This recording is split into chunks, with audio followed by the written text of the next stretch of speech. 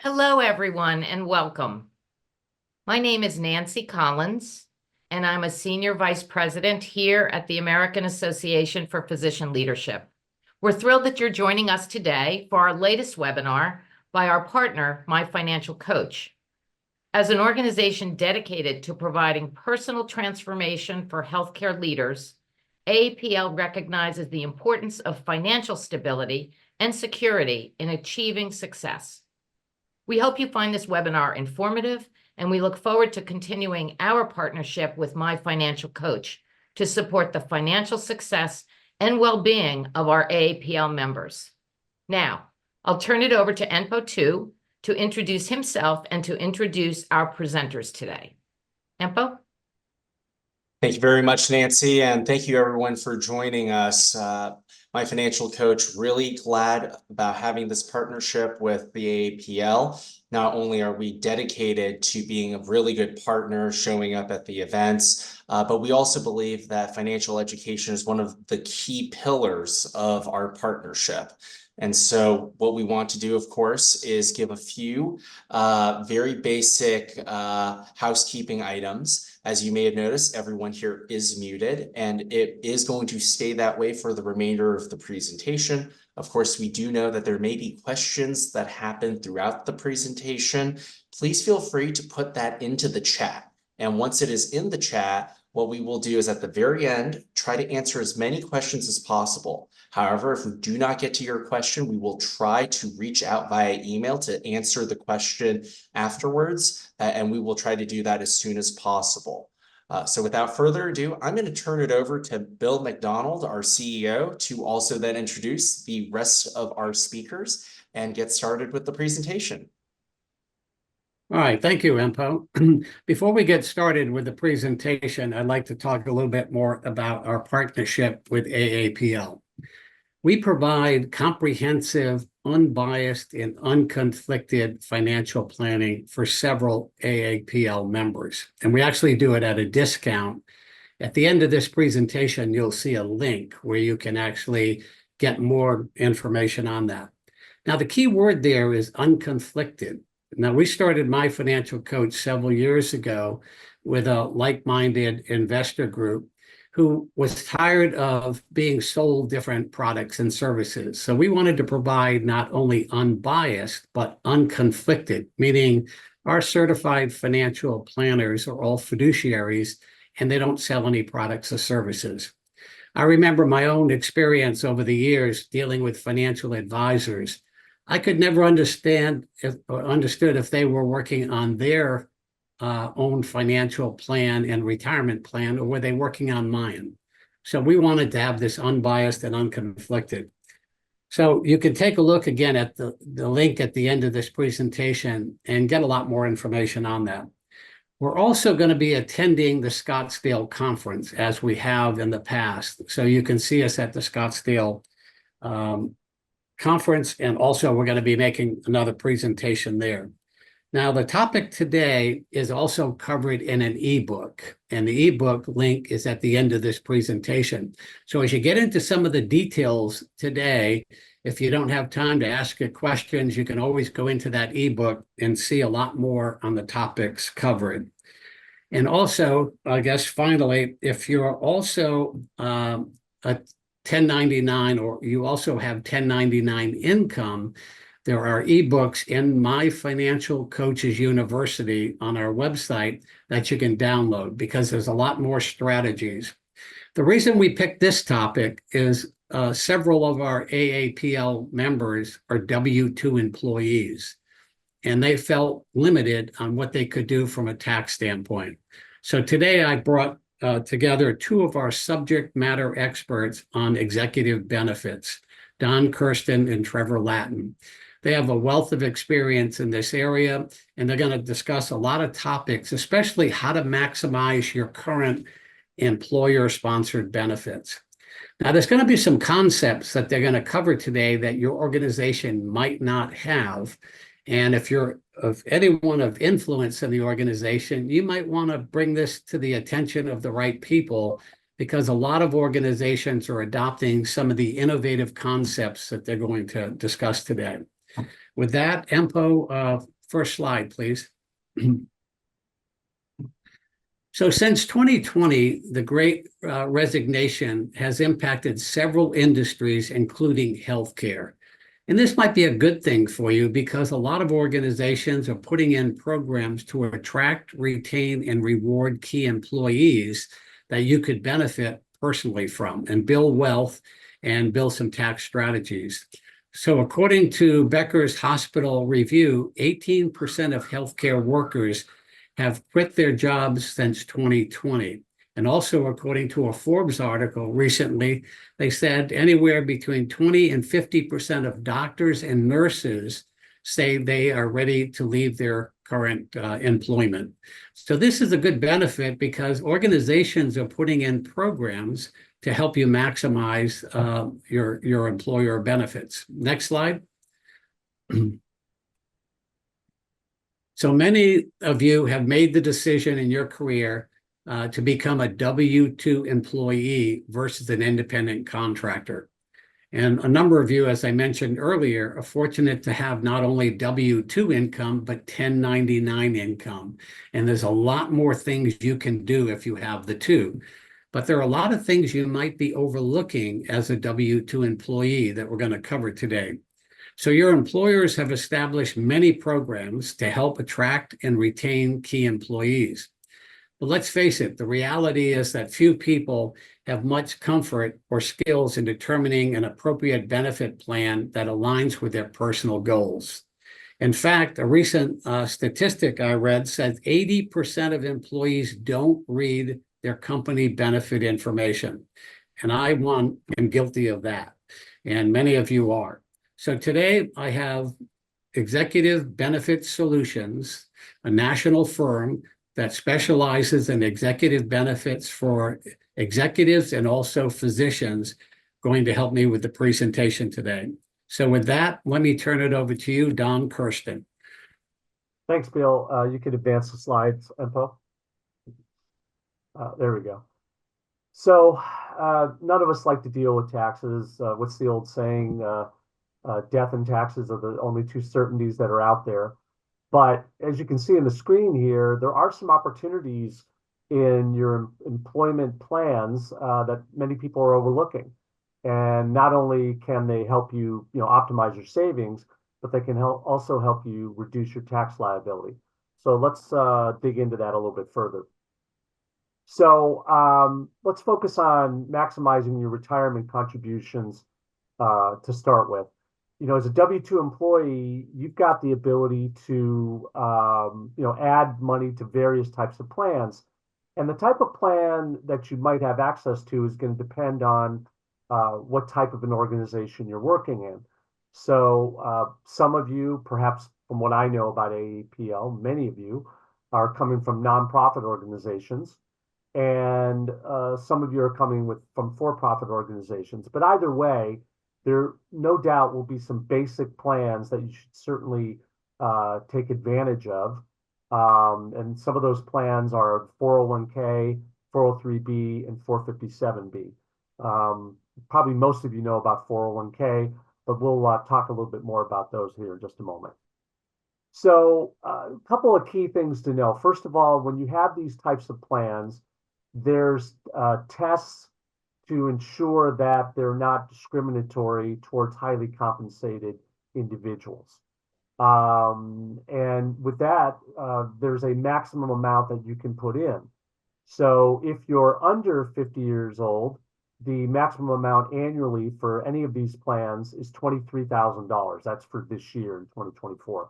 That number tends to go up fairly frequently. If you're over 50, you can add an additional $7,500. So the total can be $30,500. Now, most of you on the call, are probably making a pretty good salary. So that may not seem like a lot, but it's a good foundation to get started. And as the second arrow indicates, that these are pre-tax contributions. They're going to grow tax deferred, and then they'll show up as part of your annual income in retirement. Also, in most situations, perhaps not all, but most that we're aware of, you're going to have a match that's going to be provided as well. So an example might be 50 cents on the dollar up to 6%. I have two daughters, and my oldest daughter is beginning her career. She's in healthcare as well as a physical therapist. And one of the things I tell her all the time is put in at least as much money to maximize the match. So you always want to get that company money as much as you can. Next slide. So something that some people aren't aware of is if you are eligible for a 457B plan, and I'll talk more about what that is in a moment, and if you happen to be in a 403B plan, you can actually double up, okay? So, and by the way, this would be relevant to those of you who are not-for-profit organizations as opposed to for-profit. A 403B plan is simply a different version, if you will, of a 401k.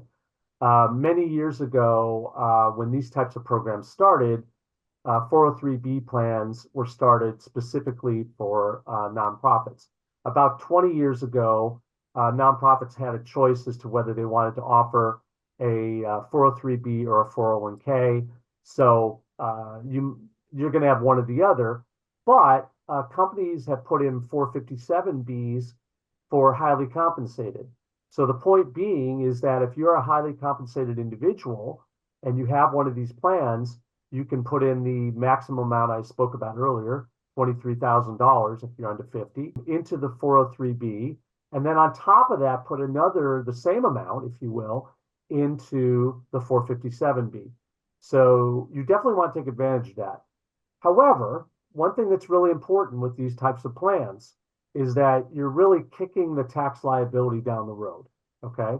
So if there's an ability out there that you can find a program that sets up a non-taxable bucket of money in the future, that can be very important. Also, keep in mind that the 457B is what's called a non-qualified plan. And without getting too much into the jargon, because they're allowing highly compensated people to put away additional dollars, it is subject to the claim of creditors of the sponsoring employee, and also it can't be rolled over into an IRA. So you all are reading some of the things that we're reading too. I think it's Steward Hospital or Steward Health is having some problems right now. So if there was an issue with the sponsoring company, the 457B dollars may not be protected. So one of the programs that's been around since 1986 is the 457F plan. And this was set up for nonprofits because traditional deferred compensation plans, which for-profit organizations have done for 50 or 60 years, had this kind of symmetry in the sense that when the individual were to defer dollars, the company wouldn't be able to take the tax deduction on the compensation at that time. And when the individual took the money in the future, the individual would have to pay taxes and the company would get the tax deduction. So the IRS said, well, wait a minute, since nonprofits don't have to pay any taxes, that doesn't work here. So in essence, what the organization can do is set up a 457F plan. Now, when this was set up, because it's a nonprofit, it was set up with a couple of provisions that aren't as attractive as a traditional deferred compensation plan. First off, if you're vested in these plans, then you're going to get taxed even if you don't take the distributions, okay? So that means you're going to want to take those distributions and get taxed. Well, because that is out there, people don't tend to set these plans up for a very long period of time. Okay, they're going to set them up for 3 to 5 years. So it might be great that you're going to get, let's say a couple $100,000 in 3 to 5 years, but you're going to have to pay taxes on that. So it really diminishes the ability to save money in the long run because you keep getting taxed on these dollars. The last thing is that you're not going to want to defer your own dollars in these because you can't be vested. So I would say a 457F plan is better than nothing, but it's far from optimal type of a program. Okay, so for those of you that are working for-profit organizations, you have what are called non-qualified deferred compensation plans, or just known as just deferred compensation plans as they're commonly known. Very similar in many respects to a 401k in that you'll be able to do this on a pre-tax basis. It'll grow tax deferred. The investments often look pretty similar. The other advantage is that there's no IRS limit on the amount that can be deferred, and there's no required minimum distributions. So for those of you who are getting a little bit older, like I am in my early 60s now, you're going to have to pay or start taking money out, be forced to take that money out in about 10 years. So those are required minimum distributions. You don't have that here in a non-qualified plan. And you also don't have the restriction of having a penalty if you take the money out prior to 59 and a half. So these plans can be really effective for short-term payouts. So Trevor, my colleague on the call, has a son who's, I think, 4 years away from college. And he could say, you know what, I want to get this money in 4 years. I'm going to defer it and take it out in 4 years to help pay for a college education, or perhaps a second home if you want to do that. So they can be very effective. And if you work for a publicly traded company and you have restricted stock units, you can also defer those as well. So deferred compensation plans in for-profit organizations can be very attractive plans. But I mentioned a moment ago that if you're in a for-profit, which I believe most of you on this call, or excuse me, a not-for-profit, most of you on this call are, you don't have the ability to do a deferred compensation plan. So what can you do to, overcome those limits that I mentioned that are in 403B and 457B plans? Well, our firm several years ago saw this as a challenge, and we created what's known as the Triad plan. So the Triad plan is an ability for the dollars to be pre-tax, to have tax-deferred growth, and to pay out like a Roth plan in the future, which can be non-taxable. There's no RMDs or age 59 and a half restrictions, and the program has to be adopted by the organization. So you as an individual can't set up a Triad plan. You have to do it through your nonprofit organization. So one of the key things about a Triad plan, obviously the tax savings are great, but it's also about asset location versus asset allocation. I'm going to assume most of you on the call have had a conversation, if you have a financial advisor or you've read articles about asset allocation, and that's very important. It's very important to diversify your investments so that you can mitigate risk. But perhaps not as many of you have thought about asset location. So we're going to talk a little bit about this here, this slide and the next one. And that is, if you didn't, let's use an example. So Dr. Scott and Mary Jones, they just retired, and they need to pull $350,000 from their investments this year to maintain their lifestyle. So, if they don't do an asset location plan or considered asset location, they could have some challenges when it comes to, where they're getting the money from in terms of ordinary income, capital gains, or tax-free. So next slide, let's get into that a little bit more. Okay, so as I mentioned a moment ago, asset allocation is just about where you're investing the dollars. Again, very important. So, different asset classes, small cap, large cap, international bonds, mid cap. Again, I'm assuming most of you have at least some familiarity with that. But asset location is about how the money is going to be characterized, if you will, in the future. So are you going to be able to pull out the money with it being non-taxable, tax-free? Are you going to have to pay ordinary income, or are you going to have to pay capital gains?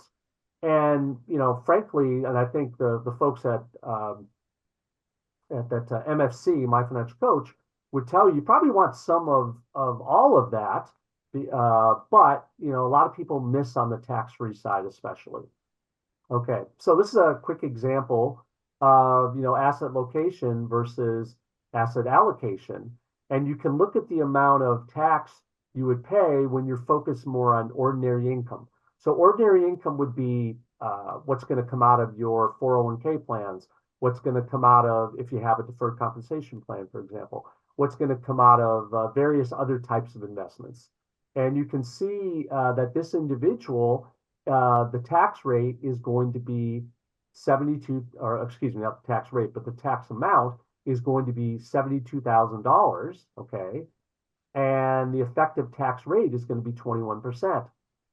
Whereas if they have a mixture of ordinary income, capital gains, and non-taxable income or tax-free income, you can see in the same example, this person is only going to have to pay $39,000 in taxes and have an 11% effective tax rate. So again, very important to think about location, not just asset allocation. So I'm going to turn it over to Trevor now, because what I've talked about are plans that can be done through your company, so through your employer. But Trevor's going to talk about some strategies, and I think, Bill, you might be chiming in here as well, that you can do as an individual, not necessarily through your company. Sure. So let's start with what's called PPLI, private placement life insurance. Now, I will tell you that the life insurance industry, although very well funded and has a lot of lobbyists, doesn't do a great job in making the strategies it brings to the marketplace sound very appealing. However, this is, quite literally what this is.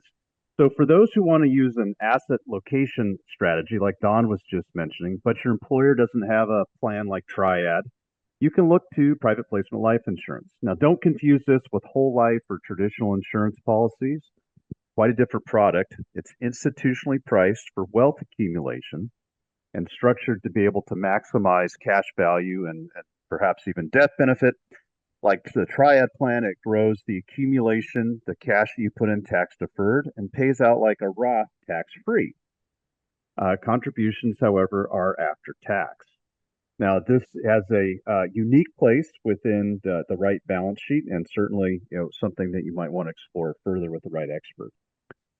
So this is a popular topic these days across what's called a Roth conversion.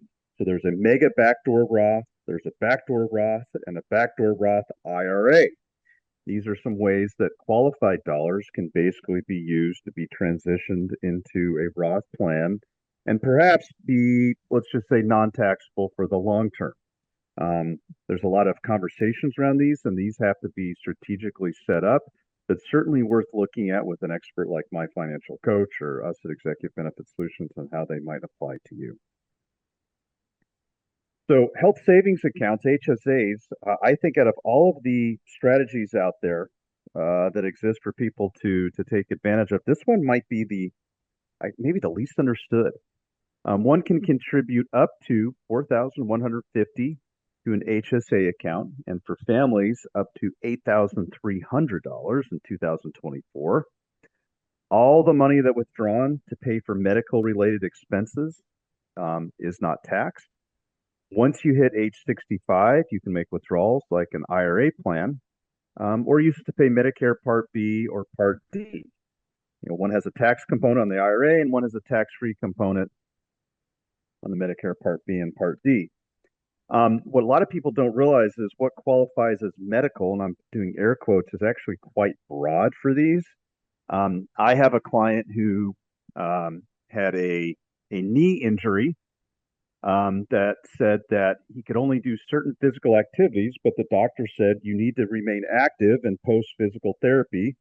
You need to do everything you can on this damaged meniscus to keep your knee moving. And the client said, well, I can't walk, I can't run, I can't do anything with impact, but I noticed that when I ride my Peloton, the Peloton has no impact and I can exercise for a long period of time and my knee doesn't hurt. So that particular client looked into and asked the question, can I have my Peloton paid for by my HSA? And as long as there's a doctor's note saying that that was equipment required for rehab of the knee, that was okay for an HSA expense. Now, this is a particular situation that was unique and required some questions to be asked to make sure that it qualified and so forth. But HSAs tend to be quite broad and a nice way to be able to take advantage of a tool given to us by the authors. So charitable planning. Boy, there's a lot here and a lot of excellent tools and strategies available. Donor advisor fund, this is a newer one. Of course, qualified charitable distributions, charitable remainder trust, when it comes into here, there's often opportunities to be able to, reduce your taxes and maybe even get a 5-to-1 write-off with the right, tax sheltering strategy. My financial coach has relationships with many subject matter experts that can do a deep dive on these. It requires, some good planning and looking ahead, but there's all, sorts of strategies that come out of, charitable planning. And some folks have even used this sort of strategy to be able to give back to, if they're part of a hospital system that has a particular mission that they're really engaged on, they found a way to be able to give back to that hospital and really be able to continue their work from a charitable perspective outside of practicing medicine. So certainly working with the right subject matter experts that my financial coach has within its network would be positive. Capturing the benefit of tax loss harvesting. There's a lot of opportunity to be able to take advantage of your particular tax situation with tax loss harvesting. You want to work with a firm that can do this throughout the year, though, versus just once at the end of the year. Similar to a term that you might have heard out there in investing called dollar cost averaging, where you're basically buying into investments on an ongoing basis as opposed to in one lump sum. Doing tax harvesting throughout a calendar year certainly can provide you with the most offsets from a tax loss standpoint, and obviously help juice investment returns and ultimately get your portfolio having a very positive impact. Again, requires working with the right subject matter experts that can help you with this on an ongoing basis, as opposed to a end of the year Q4 right before tax time look, which often means you're going to be leaving money on the table. So converting qualified plan asset to tax-free retirement income. We talked about a little bit about this with the and a similar strategy around the backdoor Roth plans. Traditional qualified plans, where most folks are putting their retirement money into 401ks and 403bs, for example, are taxed at ordinary income at retirement. The thinking there is that when one is in retirement, they're making less income and thus in a lower tax bracket, ultimately paying less in tax in the big picture over their working and retirement lives. But that income does impact adjusted gross income for tax on Social Security and the cost of Medicare. So, like anything, there's not just any one simple answer.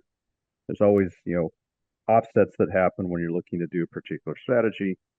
When we talk about converting qualified plan assets to tax-free retirement income, it's approved by the IRS, uses a similar rollover to a Roth without the taxation upon rollover.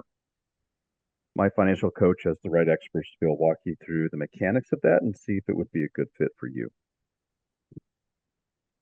So, most of us don't touch what are called RMDs, required minimum distributions, until we're at the age where we actually have to start taking them. And our financial advisor says, hey, RMDs are going to have to start being paid. And most people say, what the heck is that? So when you reach age 73, you must begin taking required minimum distributions, RMDs, from your qualified plans. RMDs as well can significantly increase your taxable income in retirement.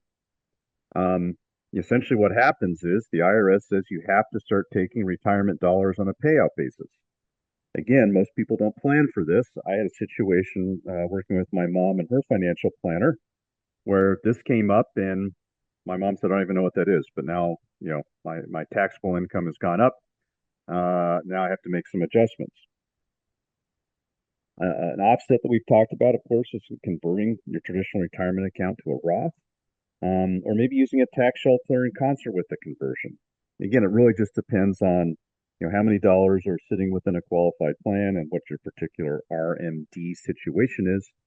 But planning now and starting to look at it can certainly get you to be able to take advantage of the situation. So for additional information, of course, the ebook, 14 Strategies to Tax Planning Your Way to Wealth, goes into a deeper dive on these topics. Also, the financial planning benefit that's offered to AAPL members from Financial Coach is available at this link here. My Financial Coach has a university for more educational content. And then, of course, My Financial Coach has tax planning and filing services.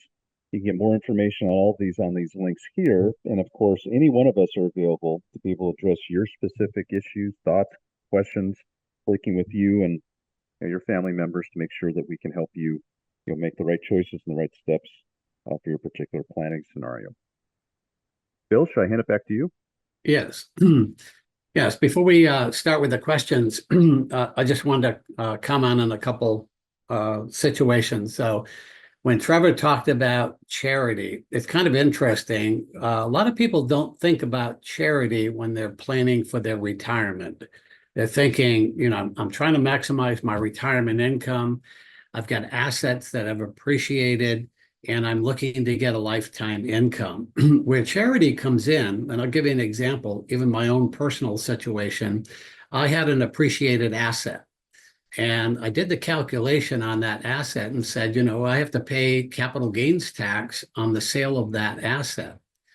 So I thought maybe I should put the money into a charitable remainder trust and get a tax deduction based on my age and my spouse's age at the time. And then there's a calculation by the IRS based on our life expectancy, how much money we can withdraw from that trust for the rest of our lives and pay tax based on the assets inside at that time. So I was able to sell the appreciated asset inside the charitable remainder trust. And then I was able to take a lifetime income for both myself and my spouse based on, again, our ages. And at the end of the day, that money I have set up into a family foundation. So it stays within the family. And I happen to buy an insurance policy to return the money to the estate for the kids, but it turned out to be a great strategy. I wasn't philanthropic at the time that I put this together, but after that, it became a very valuable asset, and it's asset protected. No one can touch the assets inside the charitable remainder trust. Then Trev talked about a health savings account. As he mentioned, it's an overlooked benefit by many people. A lot of people think it's a use it or lose it benefit, but you can roll this thing over and over and build up wealth within a health savings account. So those are just a couple of comments, but let's open it up, Empo, to the questions that have concern. Excuse me, Bill. I wanted to add something I forgot to mention when I was talking about the triad plan. I was my comments had more to do with you as an individual person working at your company, but many of you are in management, as I understand it. And so both the triad plan and if you're in a for-profit organization, the deferred compensation plan could be very helpful when it comes to retention, attraction and retention. Just a brief story. We had a hospital client that approached us and said that they had recently, it's a nonprofit, had recently hired, 20 or 30 doctors. They've been experiencing a lot of growth. And many of these doctors came from private practice. And so what could we put together that could help, these folks have the ability to put away money like they were doing in private practice. And the company said, I want to make sure these folks stick around. So I just wanted to emphasize that those plans I mentioned, the deferred comp and the triad plan, can be very powerful retention and attraction tools for those of you, say, chief medical officers, for example, that are thinking about how can I keep talent. Thanks. Empo, any final thoughts, and then open it up to questions? Yeah, I believe that everyone here is super surprised that we didn't use the word real estate once, but I did want to cover that. So there are a lot of physicians that we work with here at My Financial Coach, and we do understand that real estate is one of the things that a lot of our clients are interested in using to try to reduce their taxes. Now, I do want to say that if you want to use real estate to reduce your taxes, make sure that you're not just taking the standard deduction. It has to be worth it and it has to make sense. Otherwise, you're just increasing your income even further without the commensurate level of income protection and call it tax reduction that some of these other strategies may have. But just know that if real estate is something that you are interested in using to protect and grow your wealth over time, we actually have a very great webinar on that at myfinancialcoach.com under our university, where we go over some ideas on how to build your wealth, even using that real estate strategically. All right. So let's go into the question section. So I think this one I can take, Don and Bill. When it comes to the 401k match, when someone gets 50 cents up to 6% of income versus just a 4% match, oftentimes when you're doing any sort of matching, it's not usually dollar for dollar. There is some idea where you have to put in, let's say, 6% of your income, and for every 6% or for every dollar you put in, you'll get 50 cents, which will come out to just 3%. So if you have a 4% match that is 100% dollar for dollar, that's going to be worth more to you than that 6% match, but it's only 50% of whatever you put in. In terms of the slides being shared with the participants, I think we did have that question.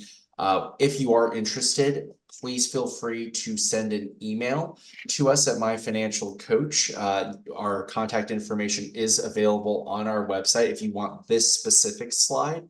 Otherwise, we will be releasing this recording in full. So who wants to take the question of where someone can learn more about private placement life insurance? So if the person's interested in exploring that, they can reach out to My Financial Coach, and we will put you in touch with Don or Trev, who can take a look at it and see if it makes any sense. Again, it's a vehicle being used by people that, as Don was saying, want to get into asset location and set up a bucket of tax-free money. But they can run you a few illustrations and show you how that works. The next question is on tax loss harvesting and speaking more to it. I'm happy to take it, or yourself, Bill. Yeah. So working with my CPA over the years and my wealth advisor, at the end of the year, usually end of November into December, they always got together with me, took a look at all my brokerage accounts and figured out what I had in gains and what I had in losses. And they came up with a strategy basically to take those losses and apply them against the gains. Everybody used to do that.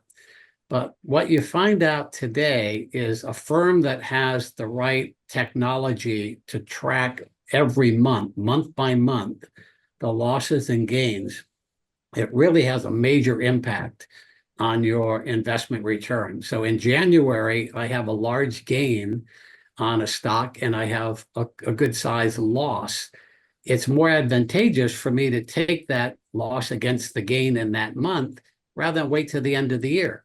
And if you run the numbers and you see the difference, it makes a major difference in your investment portfolio. So I'd make sure I'm working with a wealth manager that has technology that can actually tax harvest your portfolio month to month rather than doing it the old-fashioned way at the end of the year.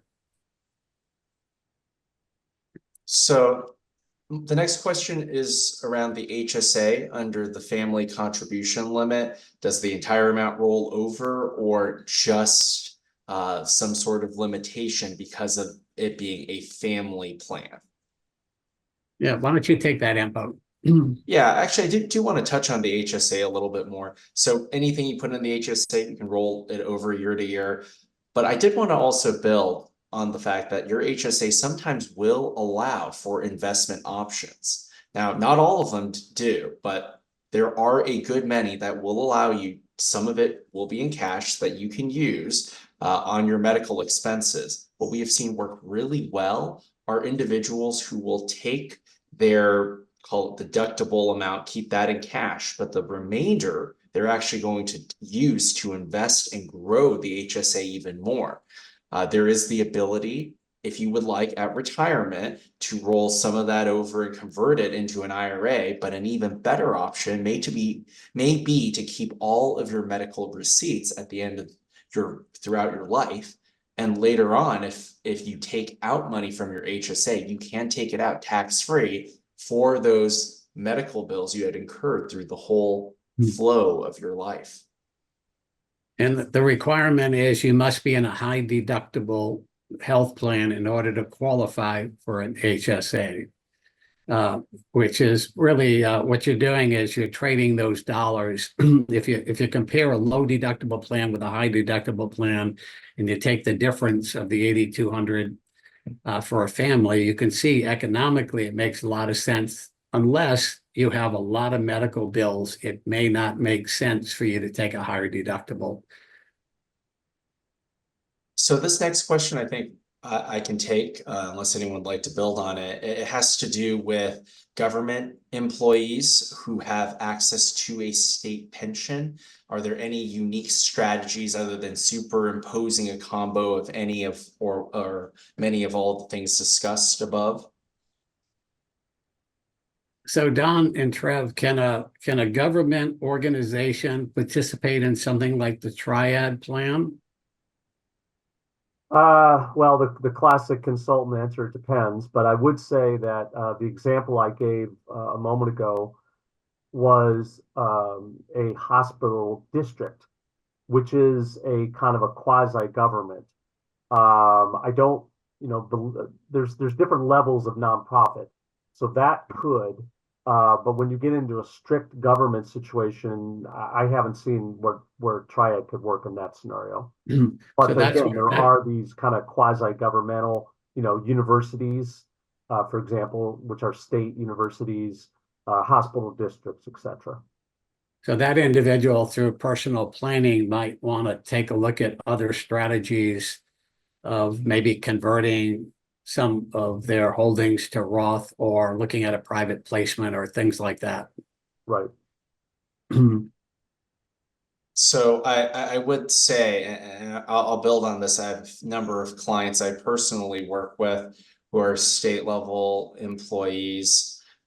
So be very careful about what options you elect when you are getting closer towards retirement. There is the annuitization option, depending on when you retire and what your negotiated amount is, you may or may not have a cost of living adjustment on some of the annuitization options. And for some individuals, it is better for them to take the lump sum and try to invest it themselves. Of course, that does take the investment risk on yourself, but I will say, based on a lot of the annuitization amounts offered and then the lack of a cost of living, that's something that is pretty interesting. And if you did want to take the annuitization option, sometimes there is this idea of pension maxing where you take the maximum amount, but you also get a policy for yourself. So that way your spouse, should you pass away, can just draw on the life insurance proceeds as opposed to the taking a lower amount through the course of your life while you're alive. Yeah, one other thing on that info real quick. My wife used to work for a governmental entity, and she was not, a high level executive, and yet they called the plan they offered her deferred compensation. So governmental entities have different jargon too. So you want to look carefully in the types of programs you get involved with there. All right, so we have someone who currently works for a nonprofit. They have a 403B, which they maximize, but they also have the ability inside of a 401A plan to convert to a Roth at the end of the year. Is there any limit on the 401A plan, or what are the limitations for the contributions? Bill, I think this is the backdoor Roth, which Trevor spoke of. Did one of you two want to elaborate further on that? Or Empo, you have clients that you're working with this strategy? I have a lot of clients who will do Roth options. I always tell my clients, I love Rothifying, but why do it when you are earning the highest dollars in your life? I like Roth. Why don't you wait until after your income drops significantly? Because most physicians we work with, short of those that are state level employees who elect the pension option, when they retire, their income drops off a cliff. And what ends up happening instead is between their rental properties and IRAs, 401ks, oftentimes they drop significant tax brackets. And at that time, if they wanted to convert, that might be the more advantageous time. But if you are making those after-tax contributions anyways, and you don't have any other options other than to make them after tax, then Rothifying them makes a lot of sense. Yeah, I guess for a physician in residency, to your point, in low earnings, may want to consider Roth at that time. Once they start to make a lot more money, can think about pre-tax, and once they get towards retirement, think about the conversion.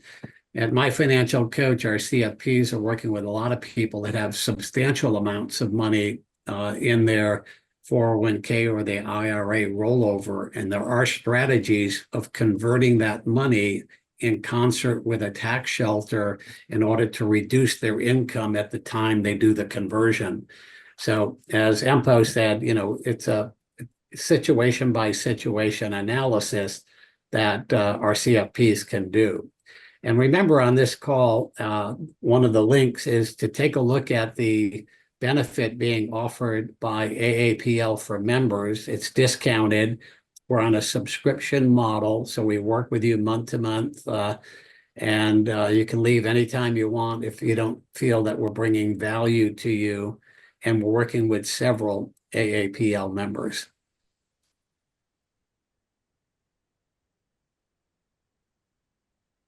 Have additional questions, Empo? We do. I will say that there is a question on the age limit for the HSA.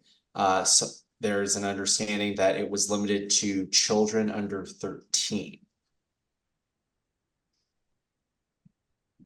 So Do you know the limits on the HSA? So I think I don't understand this question super well, because you cover your children until I believe up to age 26 on your health insurance plan itself. If you elect a family plan for the HSA, I mean, as long as you're covering dependents, I believe you're still qualifying for the for the contributions for a family plan. So my thoughts are it should be all right for you to still contribute to the HSA as a family contribution, but I would probably defer to the CPA on that question. All right, next question. Can you comment on a split dollar agreement which was offered to me by my hospital? I can take that one. First off, every split dollar agreement can be slightly different. So, my comments will be more broad-based. If you would like to have a separate conversation, happy to do that. But split dollar agreements. Maybe Don, for the audience, explain what split dollar is and then answer the question. Yeah. Because some people might not know what it is. Yeah, I was just going to go there. Thank you. Yeah. Oh, sorry. No problem. So what I was going to say, what is a split dollar agreement? Well, a split dollar agreement is when the organization would purchase a life insurance policy, which the individual owns, and they would pay the premiums, but those premiums would be treated as a loan. And there's, again, different iterations here, but oftentimes that loan will get paid back at the time of death of the participant. Now, some of the things I would think about, when we design these types of programs, because we do at EBS, would be what happens if someone leaves early? If they terminate early, what are the provisions for that? Sometimes that loan could be called, other times not. Is this a contributory plan, or is the company paying the entire amount? What about underwriting for the life insurance policy? So again, this is probably a longer conversation. John, who set the question, happy to have that discussion. But that's just some general high-level items to think about. Yeah. If it's structured properly, it's a good program because it puts money in that tax-free bucket for you in the future. Again, if you have the right type of policy and it's designed properly, there's so many factors, as Don said, in and around it. We'd have to take a look at the agreements to see if it's a valuable benefit. And that's one of the things we do at My Financial Coach is we aggregate all of your employer benefits onto our technology platform so that we're looking at these in real time and we're able to build them into your own personal financial plan and to make sure that you're maximizing your employer benefits to meet your own personal financial goals. All right, team, I think we're at the top of the hour. Can we do one more question? Or do you? Yeah. Okay. All right, let's go ahead and see. I think I answered. Okay, so really quickly, it really depends when you should do Roth conversions. Really want to work with a financial planner to get into the dollar amounts and weeds. There will be a recording of this that will be sent out. I think that was addressed. Is an HSA worth it?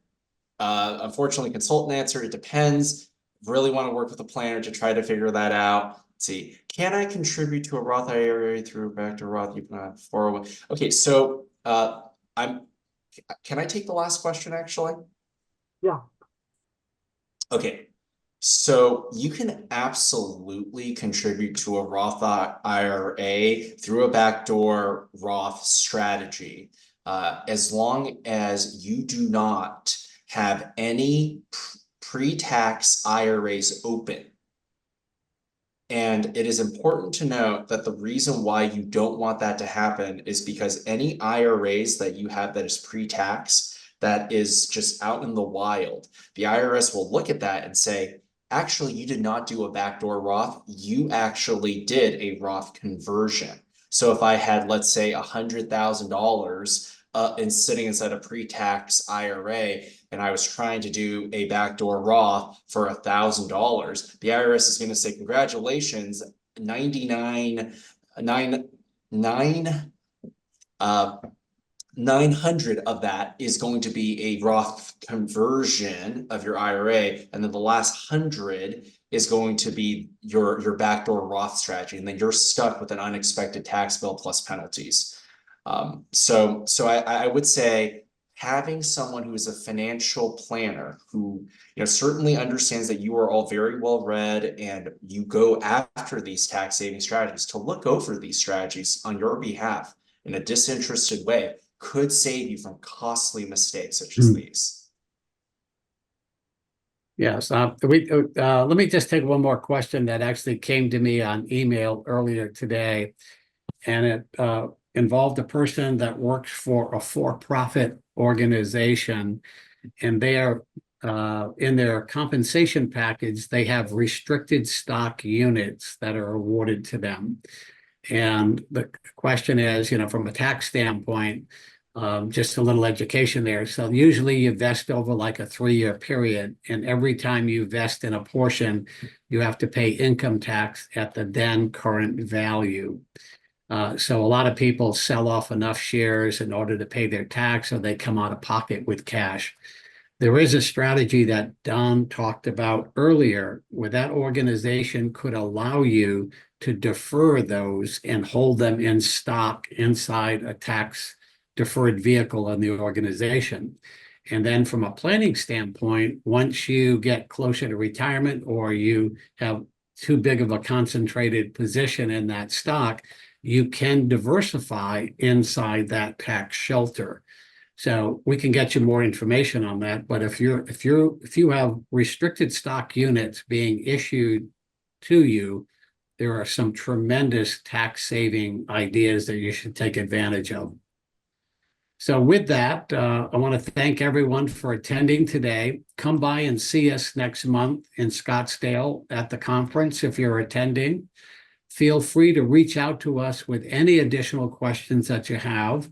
And make sure you download the ebook that we have presented on that link, where you can get a lot more in-depth information, and it might even trigger a lot more questions that you can reach out. And finally, on that link, you can click on set up a call, no obligation call with one of our CFPs, learn about the financial planning benefit, see if it makes any sense for you. Thank you all for attending today.